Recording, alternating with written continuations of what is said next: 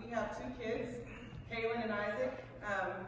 Kaylin is 4, going on 50 or so, right?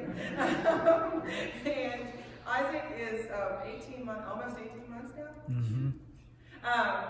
And he's over there. He's out of the nursery. Just go by and say hi. He is the sweetest, like the happiest kid in the whole world most of the time, and it's a little shaming to me because he's so happy. But we're glad to be here with you this morning to worship with you.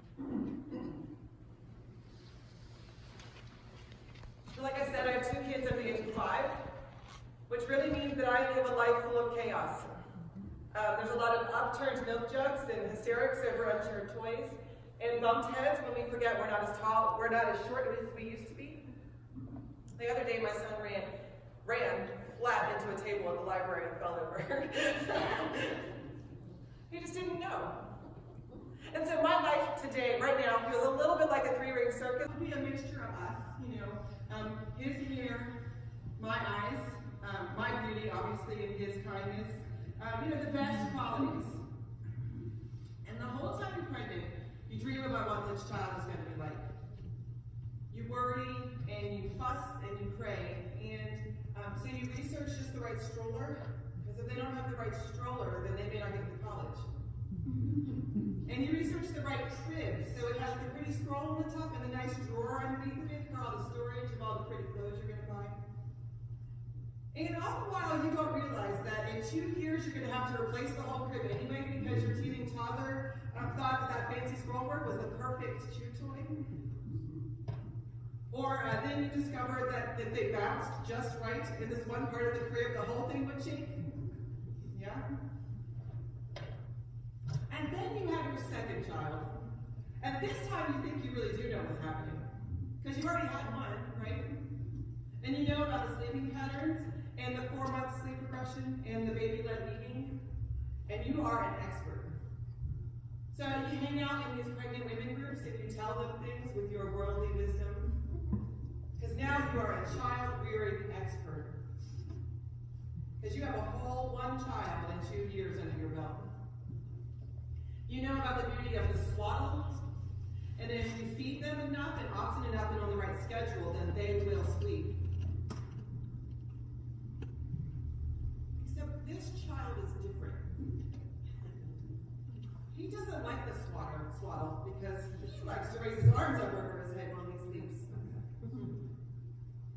So you're back to ground zero on child number 2, and trying for the love of God to get this child to go to sleep. Because you can't sleep when the child sleeps this time, no. Because you have a toddler who insists that you feed them, and clothe them, and entertain them. And the TV babysitter only goes so far. And this child number 2, is allergic to milk and lotion. And the world seems to stop. Because now you have 3 stores to go to just to buy dinner. So you quickly learn you don't have this parenting thing licked after all. It was an illusion of control. See, one child, you can get away with it. You theoretically have 2 parents. So when one parent gets too tired, the other parent can swoop in and take care of them and let you sleep, right? Or, if you're the one parent and you've been with a child all day and all you need is, for goodness sake, to go to the bathroom by yourself, you have parent number 2 who can then come in and entertain the child for a second so you can take a shower. No, this doesn't happen with child number 2. Because now there's one child and one parent, and if you've ever had a question who's in control, you should have yourself with one child and one parent. Now, I can only imagine what 3 children is like. Or, God forbid, you have 4 children like my brother does. You learn very quickly that you are not in control. That you, in fact, are not in control at all. And what you have is a banana republic run by pint-sized human dictators who have inadequacy detectors. What is your weakness, Mom? Let me poke at it for 3 hours with this stick. Oh, Mom, I see that you're a little tired. tonight I won't sleep. Oh, Mom, I see that you really are enjoying reading this book on your iPad. Let me come up and grab it and run around the house with it, also taking off my pants. That's a real life story, right? And so most days I pulled in 2 directions, or 3, and sometimes 4, often at the same time. And this is a condition we call parenthood, which I'm told gets different but not easier. And so in the attempt to control chaos, we make plans. We create systems and structures and rules, and it's all an attempt to just bring all this mess into a little bit of some organization, right? If we're just orderly fashioned, if we have lists, if we spend time and money and effort trying to get our hands around all this stuff, which is just out of control, then maybe we'll know what we're doing. Maybe people won't know. And so I, in the midst of my craziness, went online, which is what you do. And I found that there's a whole world of people, mostly women, who call themselves planner babes. Have you ever seen these people? They have planner parties. I'm going to show you my planner. Right? They have YouTube channels and Instagram feeds and magazines, and they're all dedicated to the world of planning. And some of these people have 4 or 5 planners. I just have one because I can't control 4 or 5 planners. And then, I got plans. See all these plans I have? So organized. And they spend their time, they read and they watch and they write about planning. You should go online and Google it, a YouTube video. Oh, don't, because you'll get sucked in and you'll buy a planner. Or 7, because that's what happened to me. Right? So they know the idea of making the perfect planner so that you can know what's going on in your life all the time. And maybe they think if they can figure out the perfect planner and write it down in the perfect way with this cute pen and washi tape and stickers. They sell stickers, y'all. Stickers. It's my life now. Go to Michael's or Walmart or really anywhere. There's whole aisles full of this planning stuff. And all of it is an attempt to get our life in control. That if we just have the right sticker, then maybe we will know what's happening. Okay, so maybe planning's not your thing, and maybe you want to look into Marie Kondo. Has anybody Marie Kondo'd? Oh, I have done this too. Marie Kondo is this little, she's Japanese, and she's little, tiny. She's maybe 4.5 feet tall, tiny. And she has a show on Netflix, and it's called Tidying Up with Marie Kondo. You should check it out. She travels around the world teaching people what she calls the KonMari method of house cleaning, which basically boils down to get rid of all of your junk. And then you can find a pretty basket, and you can put all the junk you kept in this basket, and then you put it in the closet, and then your life is fine. You have peace restored. There's a whole series of industries that are popping up right now with similar promises. If you buy this book, or if you fold your clothes this way, or if you lose 20 pounds, or if you brush your teeth with 15 swipes to the left and 24 swipes to the right, then everything will be fine. And it's all an attempt to help type A people like us feel in control. To have our hands around the chaos. It's all an attempt to make us feel like we are in charge, and we know what we are doing, and thank you very much. Now, I don't know what Hannah's dreams were for her child, but I bet she had all of the normal plans, to grow up, find a husband, to make a home, have a few kids, and then settle into retirement where her kids would love her and tend to her and care for her and never put her in a nursing home. Except none of those plans are what actually happened for Hannah. In the biblical narrative, Hannah is one of 2 wives of Elkanah. The other, Peninnah, gave birth to all of Elkanah's children. This is a familiar story in the Bible. But Hannah remained childless. And every year, Elkanah would offer a sacrifice at the Shiloh sanctuary and give Peninnah and her children a portion, and give Hannah her portion. Now, Elkanah did his best to comfort Hannah, but if any of you have ever tried to comfort a hysterical woman, the one thing you should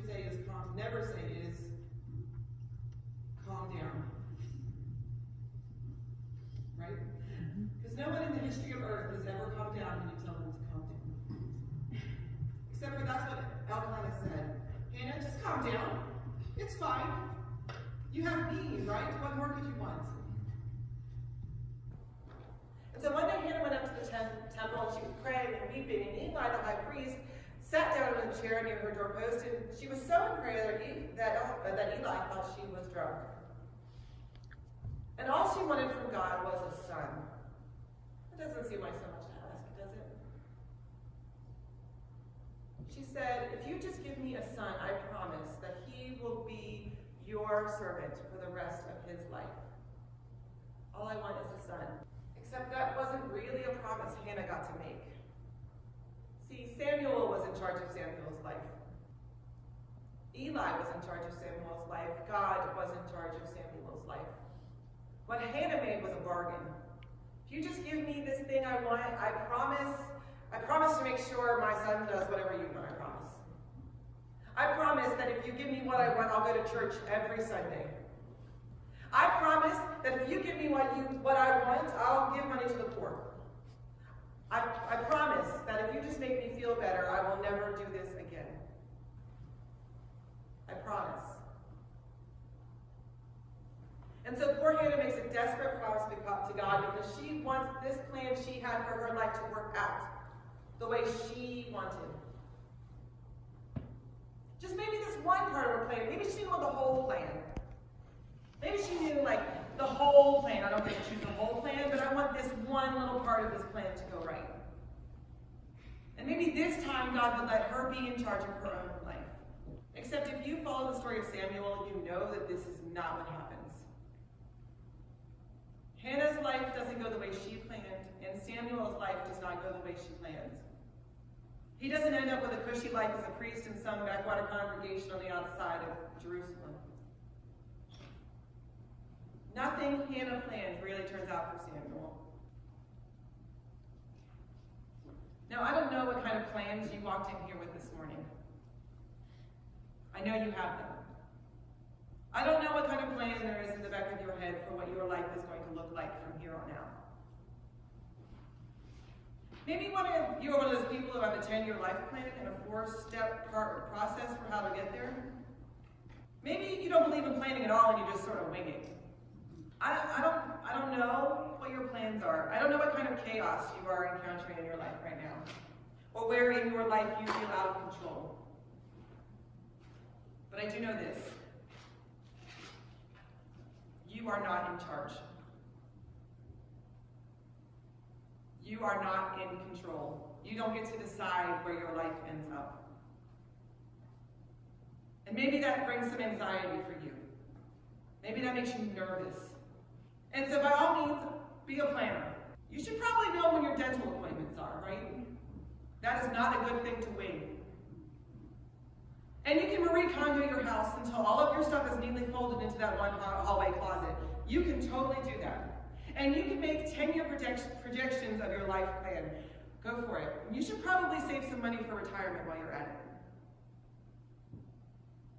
But just remember that in the end, you are not the one who is in charge.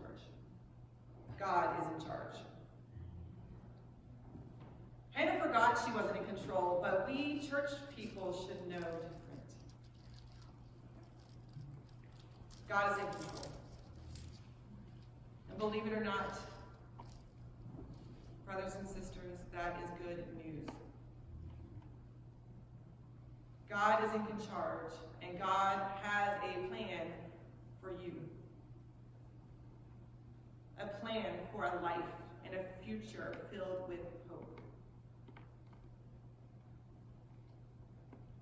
It may not feel like it. There may be times in your life where you feel like you are out of control, where you are pulled in 2 different directions, where you feel like nothing is going the way that you want. That may be most days. But God made a promise to you.